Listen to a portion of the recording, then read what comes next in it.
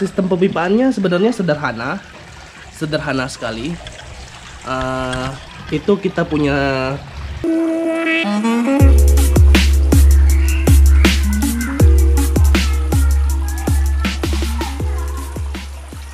Halo semuanya, untuk para sahabat-sahabat sesama penghobi koi di seluruh Indonesia, salam satu hobi.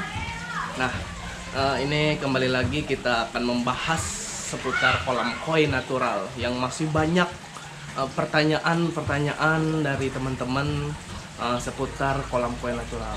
Nah, yang paling banyak saya dapatkan di kolom komentar pertanyaan tentang kolam koi natural, yang sebelumnya saya membahas tentang filter kolam koi natural, itu yang paling banyak sekali adalah bertanya tentang bagaimana sistem pemipaannya. Bang, bagaimana sistem pemipaannya? Bagaimana sistem sirkulasinya? Pemipaannya gimana? Punya bottom drain apa tidak? Nah, hari ini akan kita bahas tuntas, kupas tuntas bagaimana sebenarnya sistem pemipaan di kolam koi natural ini. Nah, langsung saja. Nah, sistem pemipaannya sebenarnya sederhana, sederhana sekali. Itu kita punya satu bottom drain di bawah, kemudian ada skimmer, satu skimmer, kemudian ada satu overflow. Nah, itu ini cuma dua ini, bottom drain, skimmer, dan overflow. Nah, ini isi chambernya. Nah, masuk ke sini, kemudian masuk ke pipa ini, kemudian selanjutnya. Nah, agar lebih jelas itu akan kita bahas melalui skema gambar, karena ada pipa yang tidak terlihat oleh mata karena itu dia sudah ditanam di dalam tanah. Makanya akan kita bahas gampangnya dengan skema gambar ya. Mari kita bahas tuntas tentang pemipaan kolam koi natural ini. Mari kita bahas tuntas tentang bagaimana sistem sirkulasi di kolam koi natural ini. Jadi kita bahas tentang sistem pemipaannya bagaimana. Jadi lebih gampangnya akan kita bahas menggunakan skema gambar yang sudah saya siapkan. Karena kalau dibahas langsung itu ada banyak pipa-pipa yang tidak terlihat. Makanya lebih gampangnya akan kita bahas menggunakan skema gambar ini. Nah, teman-teman, mari kita simak terus penjelasan tentang bagaimana sih skema pemipaan di kolam koi natural ini. Ya, jadi sistem pemipaannya seperti ini. Ini kolam utamanya, ini kolam kecil yang di atas yang untuk kura-kura. Nah, kita lihat ini kolamnya. Untuk sebelum masuk ke filter itu ada satu bottom drain di sini. Kemudian ada satu skimmer ini.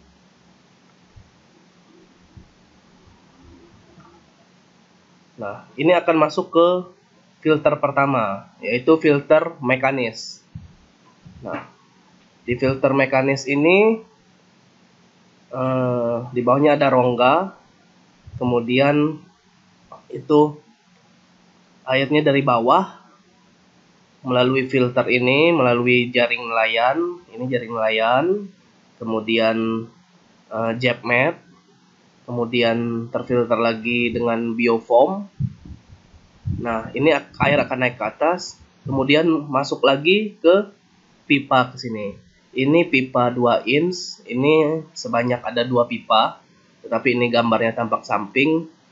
Jadi satu pipa aja kelihatannya.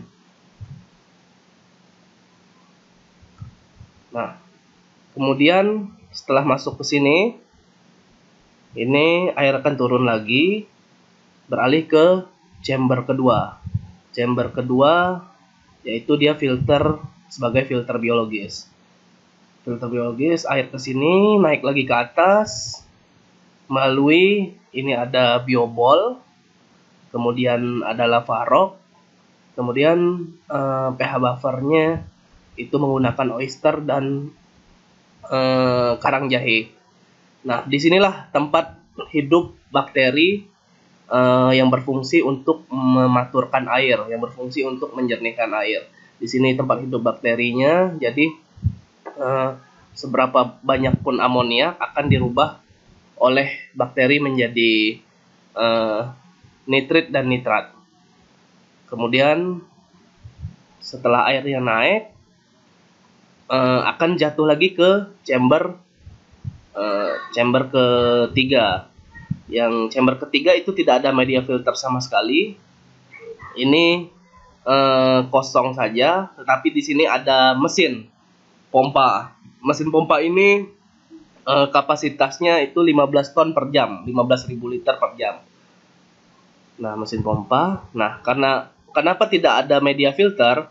Karena di sini kita letakkan lampu UV 18 watt untuk mengontrol pertumbuhan alga hijau supaya tidak berkembang. Nah, kalau misalnya ada filter, media filter, maka percuma. Bakteri yang di media filter akan mati dengan lampu UV. Nah, kemudian ini dari mesin pompa itu keluar menuju waterfall yang di atas, di kolam atas. Nah, ini airnya menuju ke sini. Nah, di sini kita ada meletakkan filter biologis juga. Karena sayang kalau tidak digunakan, ada bak untuk waterfall, kita gunakan filter biologis. Sama halnya dengan filter biologis pertama, tetapi isinya lebih sedikit. Ini ada biobol, ada Lavarok, dan pH buffernya menggunakan oyster dan karang jahe. Air di sini sudah bersih. Sebenarnya dari mesin juga sudah bersih. Di sini juga sudah bersih dari mesin karena sudah tersaring di filter mekanis dan filter biologis. Nah, sini tambah bersih lagi. Nah, di sini air terjun akan keluar masuk ke kolam kecil ini. Nah, kolam kecil ini biasanya tempat berkumpulnya kura-kura. Ketika kura-kura mau makan, dia akan masuk ke kolam. Tapi kalau tidak, dia akan mempunyai tempat sembunyi masing-masing. Sangat alami bagi mereka. Mereka tidak akan lari kemana-mana, merasakan ini sebagai alam aslinya. Nah, kemudian dari kolam kecil ini turun ke kolam utama airnya. Kolam utama masuk ke sini. Nah, begitulah sirkulasinya. Jadi dari kolam kecil turun ke kolam utama, di sini terjadi sirkulasi lagi.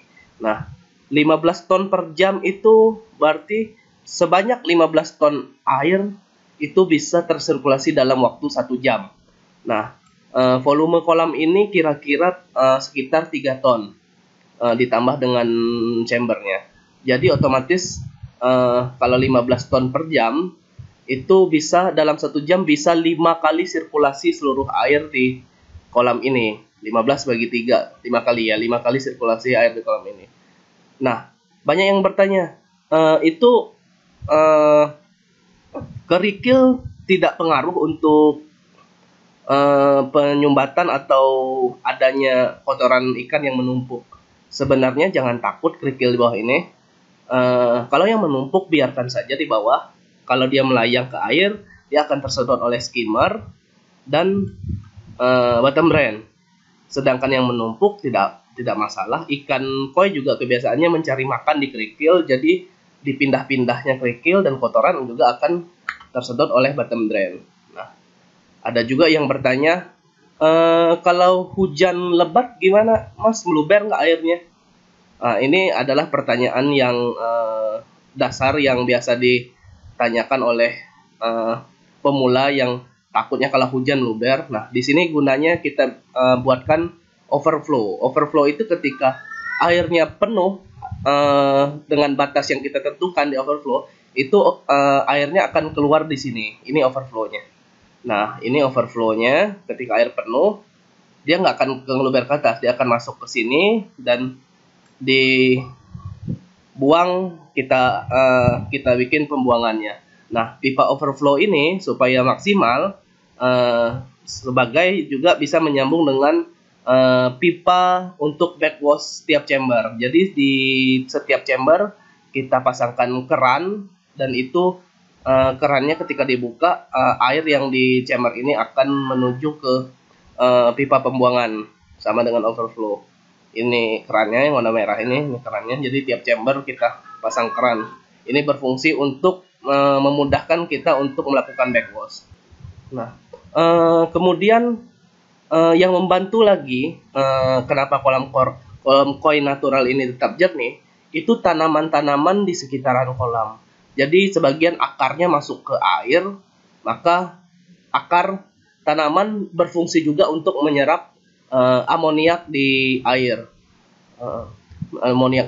Tetapi ketika akarnya terlalu banyak, mereka juga akan menyerap banyak oksigen. Ini dikhawatirkan untuk ikan juga. Jadi kalau bisa akar yang di air jangan terlalu banyak supaya gak rebutan sama ikan. Tapi kalau misalnya waterfallnya memadai untuk asupan oksigen, tidak masalah, malah bagus ketika ada tanaman di kolam. Nah, sengaja di kolam utama di bawahnya tidak kita tanam teratai misalnya, itu percuma karena sifatnya koi ini dia selalu lapar, dan apa aja yang bisa dimakan akan dimakan.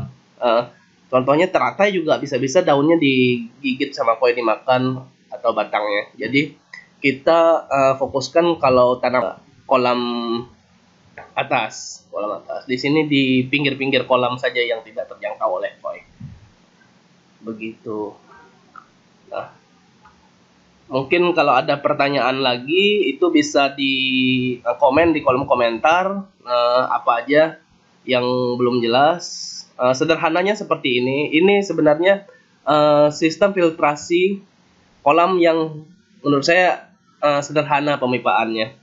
Jadi kita tidak menggunakan aerator, tidak menggunakan apa lagi ya, aerator di setiap chambernya. Kita tidak menggunakan aerator di kolam utamanya. Kita memanfaatkan waterfall sebagai asupan oksigennya. Nah, itu untuk bottom drain karena ini kapasitas mesinnya lumayan besar.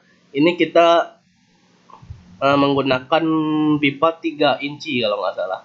Tetapi yang skimmernya pipa 2 inci. Sebenarnya terlalu besar, tapi jaga-jaga kalau kita mau nambah mesin atau mau bikin waterfall yang baru, di sampingnya kita bisa modif lagi, itu kita bisa tambah 2 mesin gitu. Nah, itu mencukupi dengan bottom drain segini, bottom drain 3 inch dan skimmer ini. Skimmer ini kita buat sendiri. Skimmer masukkan di atasnya 3 inch ke 2 inch. Jadi ada tarikan airnya. Begitu. Itu sistem filtrasi yang sangat simpel untuk kolam koi natural. Jadi kita semakin besar kolam, idealnya chamber filternya juga semakin besar. Kalau kata teorinya minimalnya 1/4 dari kolam gitu. Nah, kalau ada pertanyaan lagi mengenai sistem filtrasi kolam koi natural, teman-teman bisa komen di kolom komentar. Nanti akan dibantu dijawab di situ. Gitu. Nah, ada pertanyaan lagi, butuh berapa bulan maturnya? Di kolam ini sekitar 2-3 bulan, 2 bulan udah matur airnya, udah stabil. Makanya untuk pertama-tama jangan masukkan ikan terlalu banyak dulu, takutnya air belum stabil, air belum matur, ikannya sakit, bermasalah. Jadi butuh proses lah untuk mematurkan air. Nah, setelah kita bahas tuntas, kita akan balik lagi ke kolam. Mari kita jawab.